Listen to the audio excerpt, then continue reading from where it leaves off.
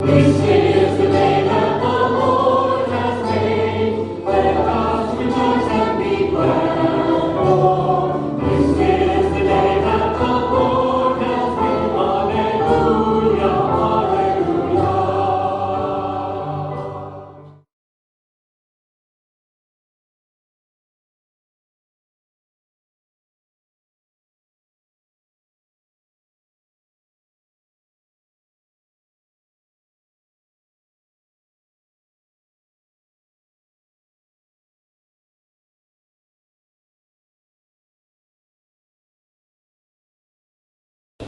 A reading from the letter of St. James. Know this, my dear brothers and sisters, everyone should be quick to hear, slow to speak, slow to anger, for anger does not accomplish the righteousness of God. Therefore, put away all filth and evil excess, and humbly welcome the word that has been planted in you and is able to save your souls. Be doers of the word and not hearers only, deluding yourselves. For if anyone is a hearer of the word and not a doer, he is like a man who looks at his own face in a mirror. He sees himself and goes off and promptly forgets what he looked like. But the one who peers into the perfect law of freedom and perseveres, and is not a hearer who forgets but a doer who acts, such a one shall be blessed in what he does.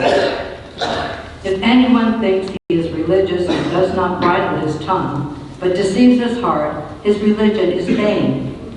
Religion that is pure and undefiled before God and the Father is this: to care for orphans and widows in their affliction, and to keep oneself unstained by the world. The word of the Lord. Thanks be to God. Who shall live on your holy mountain, O Lord? Who shall live on your holy mountain, O Lord? He who walks blamelessly and does justice, who thinks the truth in his heart, and slanders not with his tongue. Who shall live on your holy mountain, O Lord? Who harms not his fellow man, nor takes up a reproach against his neighbor, by whom the reprobate is despised, while he honors those who fear the Lord. Who shall live on your holy mountain, O Lord?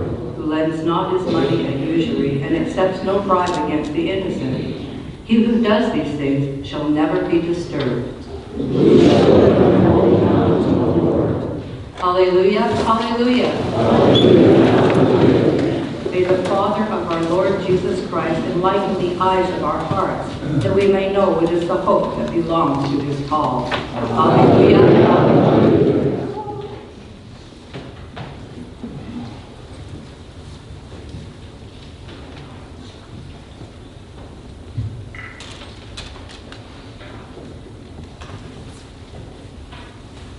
The Lord be with you. A reading from the Holy Gospel according to Mark.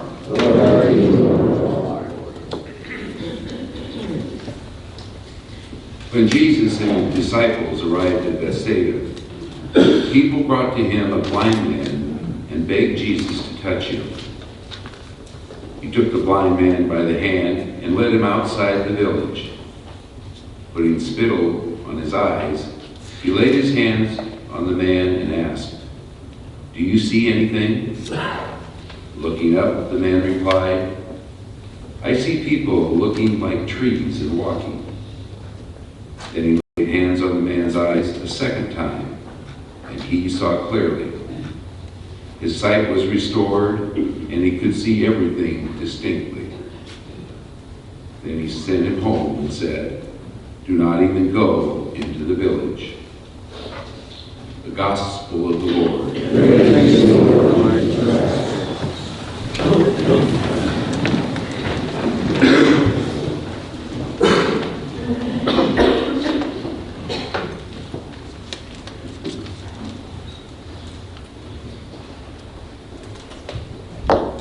Good morning.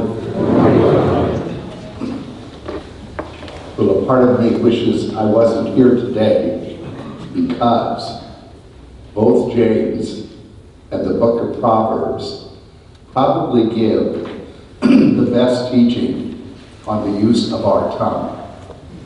And James today began by encouraging us, like Jesus did over the weekend, to curb our anger And he immediately associated it with how we use our tongues.